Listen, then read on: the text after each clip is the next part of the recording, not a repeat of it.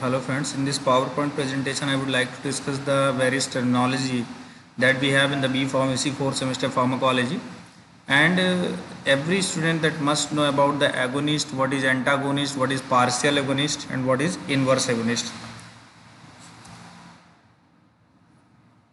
Like first we will talk about the agonist. Agonist क्या होते हैं, किस तरीके के सब्सटेंस है, इनका फार्माकोलॉजी में हम एगोनिस्ट की पढ़ाई जो करते हैं इनका क्या रोल है। तो बेसिकली एगोनिस्ट जो होते हैं, लाइक हम जो रिसेप्टर पढ़ते हैं, रिसेप्टर एक प्रोटीन मैक्रोमोलिक्यूल होता है और जो भी सब्सटेंस लाइगेंड जिस भी टर्म से हम उसको बोलते हैं, वो अगर उस रिसेप्टर पे पर्टिकुलर बाइंड करके अपना कोई फार्माकोलॉजिकल रिस्पॉन्स देता है, मतलब एगोनिस्ट की कंडीशन है कि उसको after binding to the receptor it will activate the receptor, and that activation of receptor resulting in the exposure of pharmacological response. तो agonist receptor से bind करेगा नंबर 1, receptor को activate करेगा number 2, and it will produce pharmacological response. तो अगर हम बात करें लाइक इंट्रिंसिक एक्टिविटी की, तो इंट्रिंसिक एक्टिविटी नो डाउट इसमें है, क्योंकि जो भी हमारा फार्माकोलॉजिकल रिस्पॉन्स होता है that is due to the presence of intrinsic activity. तो एगोनिस्ट के अंदर इंट्रिंसिक एक्टिविटी पॉजिटिव +1 होगी।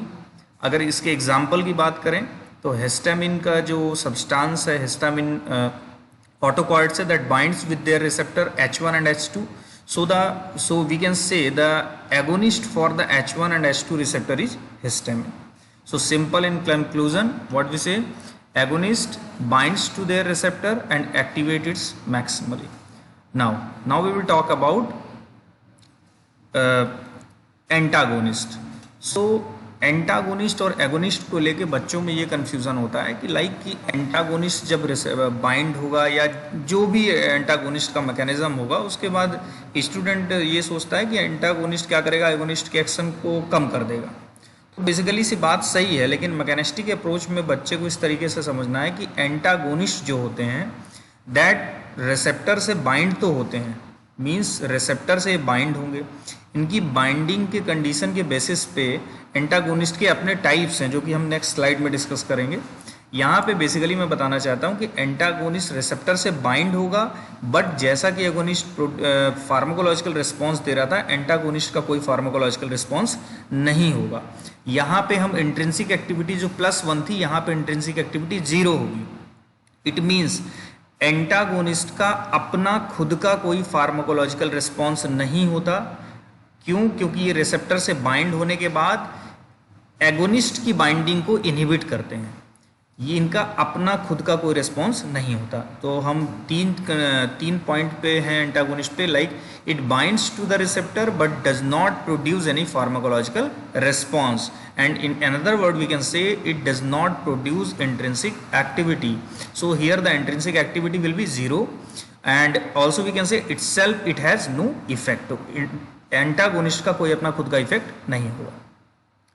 एक बात और है कि एंटागोनिस्ट जब अपने साइट पे बाइंड हो जाता है, रिसेप्टर की जो सरफेस होगा, रिसेप्टर का जिस तरीके से उसका स्ट्रक्चर होगा, कॉन्फ़िगरेशन, उस स्ट्रक्चरल कॉन्फ़िगरेशन पे जब एंटागोनिस्ट बाइंड होगा, देन एंटागोनिस्ट एगोनिस्ट को बाइंड नहीं होने देगा।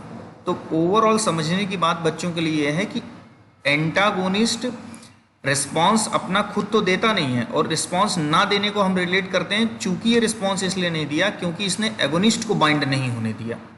Means after binding of antagonist, किससे? रिसेप्टर से, agonist does not bind to their site on receptor. तो जब एगोनिस्ट बाइंड नहीं होगा तो उसका कोई रिस्पॉन्स नहीं होगा, और एंटागोनिस्ट का अपना रिस्पॉन्स तो कुछ होता ही नहीं है। तो इसके एग्जाम्पल में हम लिखेंगे, एग्जाम्पल बच्चों को हर में कोट करना है। लाइक यहाँ पे अगर हम मस्कैरेनिक रिसेप्टर के सब टाइप की बात करें, M1, M2 एंड M3, तो उसके लिए एंटागोनिस्ट है atropine, same. So in this slide हम आफ्टर डिस्कस करेंगे लाइक एगोनिस्ट हमारे कई तरीके के होते हैं। कुछ एगोनिस्ट फुल एगोनिस्ट होते हैं जिसको हम इस डेफिनेशन में रखेंगे, इस एगोनिस्ट की डेफिनेशन में। लाइक अगर हम बात करें पार्शियल एगोनिस्ट की, तो पार्शियल एगोनिस्ट क्या करेंगे, ये रिसेप्टर को प्रोमिनेंटली फुल्ली एक्टिवेट नहीं करेंगे, ये एक्टिवेट करेंगे सब मैक्सिमली।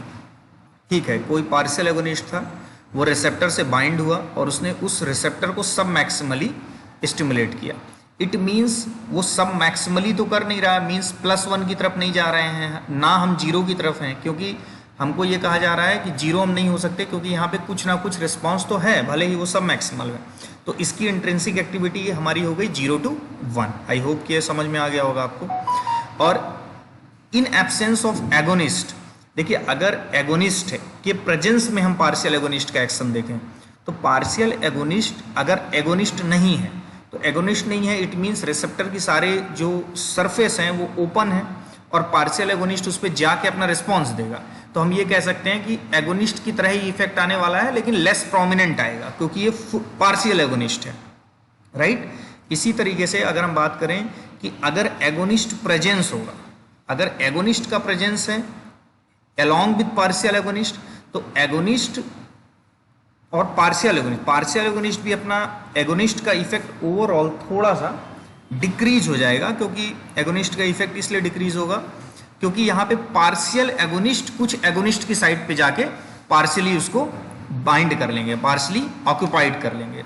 तो दो कौन से यहाँ पे दो चीजें समझनी जरूरी है कि in absence of agonist, agonist जब एब्सेंट होगा, एब्सेंट की कंडीशन में similar effect as agonist but less prominent, और in presence of agonist decrease the effect of pure agonist. इसके लिए अगर एग्जांपल की बात करें तो पिंडोलॉल एट बीटा 1 रिसेप्टर, जहां पर यहाँ पे पिंडोलॉल जो है वो बीटा 1 रिसेप्टर पे एज अ पार्शियल एगोनिस्ट काम करता है, राइट। और नेक्स्ट हम बात करेंगे इनवर्स एगोनिस्ट की। तो जैसा कि नाम है इसका, इनवर्स एगोनिस्ट मीन्स ये रिसेप्टर से बाइंड तो करेगा बट इसका जो फार्माकोलॉजिकल रिस्पॉन्स होगा वो अपोजिट होगा। जबकि हम एंटागोनिस्ट में बात करते हैं, जैसा कि हमने यहाँ पे बात की कि एंटागोनिस्ट में रिसेप्टर से बाइंड तो होगा लेकिन उसका फार्माकोलॉजिकल रिस्पॉन्स कुछ भी नहीं होगा। लेकिन इनवर्स एगोनिस्ट में हम बात करते हैं कि इसका रिस्पॉन्स होगा लेकिन ये नेगेटिव होगा। मीन्स अगर हम किसी सेल के एक्साइटेशन की बात करते हैं और इनवर्स एगोनिस्ट लेते हैं, कोई एगोनिस्ट सेल के एक्साइटेशन कर रहा है, अगर वहाँ पे हम इनवर्स एगोनिस्ट लेंगे तो वो एक्साइटेशन ना करके उसको सप्रेशन करेगा। तो सेम होगा, इनवर्स एगोनिस्ट रिसेप्टर से बाइंड करेगा, फार्माकोलॉजिकल रिस्पॉन्स प्रोड्यूस करेगा, इंट्रिंसिक एक्टिविटी इसकी नेगेटिव होगी। यहाँ पे हम 0 की बात नहीं कर रहे हैं। इसके एग्जांपल में हम लिखेंगे beta carboline at benzodiazepine receptor is an example of inverse agonist. So this is all about the agonist and their types and a basic concept of antagonist. Thank you very much.